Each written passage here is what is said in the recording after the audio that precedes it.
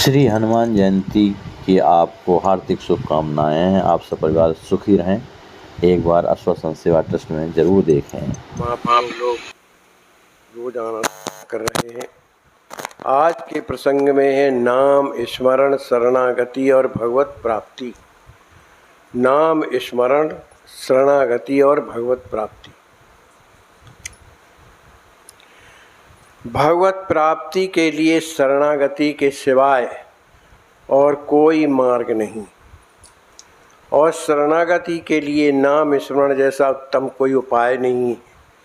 शरणागति का मतलब है कि मैं करता हूँ, भावना का अभिमान नष्ट हो जाना, सारी बातों का कर्ता धर्ता परमेश्वर है, यह भावना दृढ़ होना, माने हम उनमें समर्पण कर दिए, माने हमारा अब कुछ नहीं, जो भी है सब किनका है, गुरुदेव का है।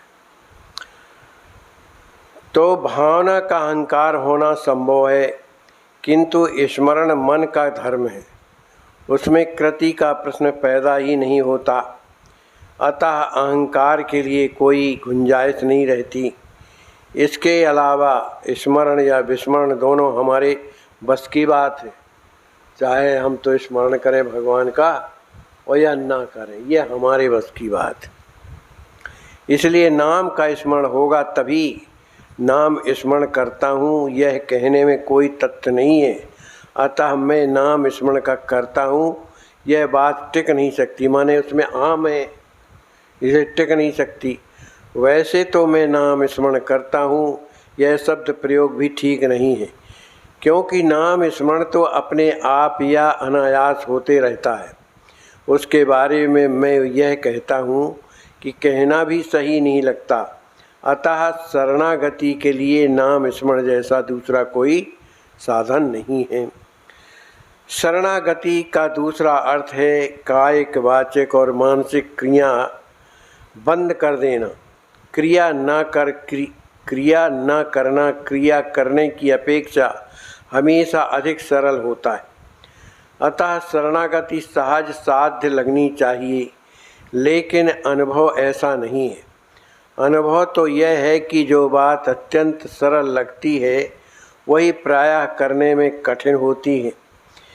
किसी से मोटर तेजी से चलाने को कहे तो वह आसानी से चला लेगा, लेकिन उससे यदि कहे कि तुम बहुत धीरे चलाओ तो वह उसके लिए बहुत कठिन होगा।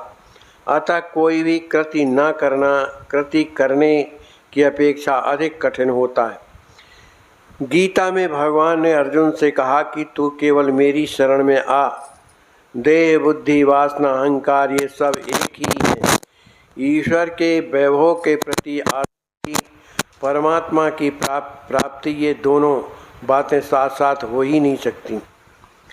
माने संसार में हमें वैभव प्राप्त हो जाए, मान मिल जाए, प्रतिष्ठा मिल जाए और भगवान की प्राप्ति भी हो जाए, ये संभव नहीं। इसलिए भगवान ने उद्धव से एकांत में जाकर हरि चिंतन करने के लिए कहा और ऐसा समझाया कि ऐसा करने से ही मेरी सच्ची प्राप्ति होगी। इसका यह स्पष्ट अर्थ है बिना भगवत प्राप्ति संभव नहीं है। भगवान की प्राप्ति के नियमों में, व्यवहार में एवं आवश्यकता वस्तुओं की प्राप्ति के विषय में बहुत अंतर है। मन में वासना निर्माण होते ही उसका समाधान करा लेने के लिए देह और वस्तुओं की हलचल करना व्यवहार है।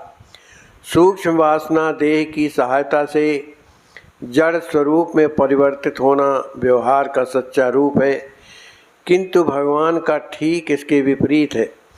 भगवान अत्यंत सूक्ष्म है, उसे प्राप्त करा लेने के लिए जड़ से सूक्ष्म अति सूक्ष्म की ओर जाना पड़ता है। अतः उसकी प्राप्ति का साधन जड़ से सूक्ष्म की ओर पहुंचाने वाला चाहिए। जड़ देह से संबंधित और सूक्ष्म से मिला हुआ साधन केवल नाम स्मरण है। माने नाम स्मरण के द्वारा ही सब संभव है।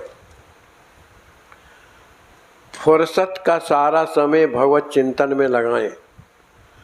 हम ऐसा सोचते हैं कि हमारे जीवन का लक्ष्य साधारणतया जो चीज़ें हमारे शरीर को सुख देने वाली हैं उन्हें प्राप्त करना है, किंतु जिसके पास ऐसी बहुत सी चीज़ें हैं वे सुखी बने हैं, ऐसा अनुभव नहीं है। अनुभव इसके विपरीत है। ऐसी चीज़ जितनी अधिक इकट्ठा करते हैं उतना लोभ बढ़ता रहता है और भविष्य में आयु बढ़ने पर वृद्धावस्था में शरीर क्षीण होता है और उन चीज़ों का उपभोग लेने की ताकत कम होती है।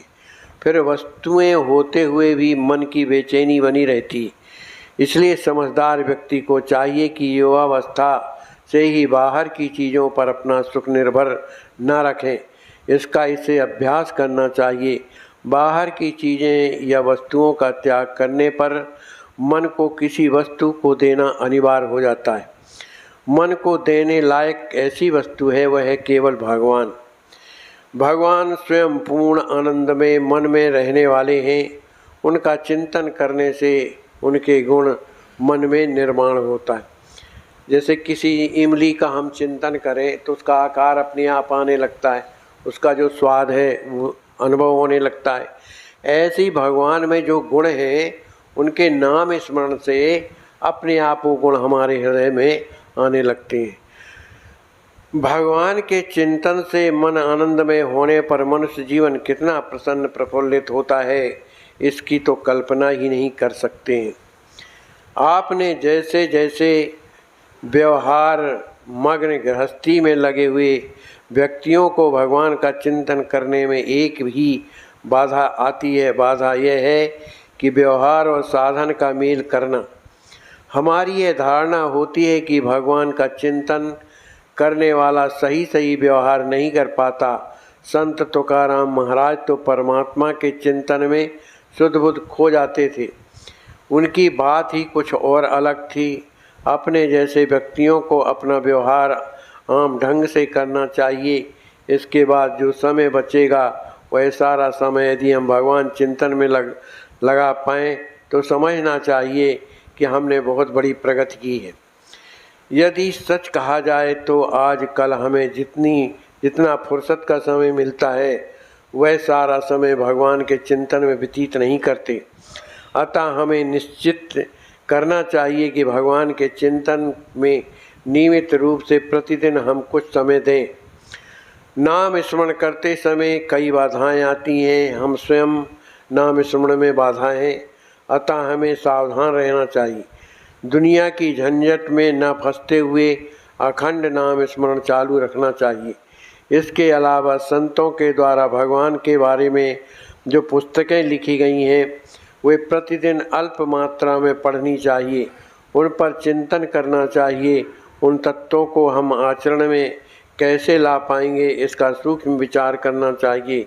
इस पद्धति से जो उपासना करेगा उसकी शीघ्र ही प्रगति होगी और उसे संतोष प्राप्त होगा। बोलिए श्री सीताराम नाम महाराज की।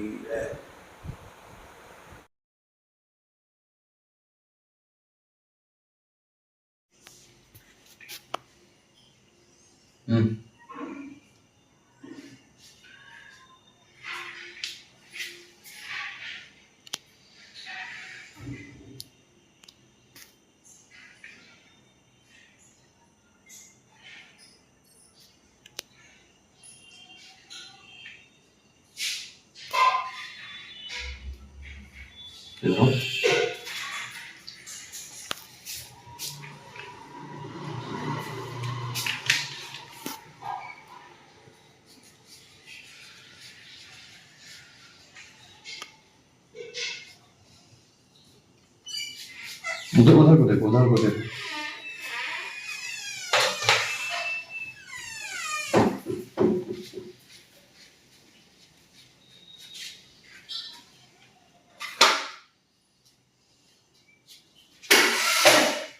बंद कर।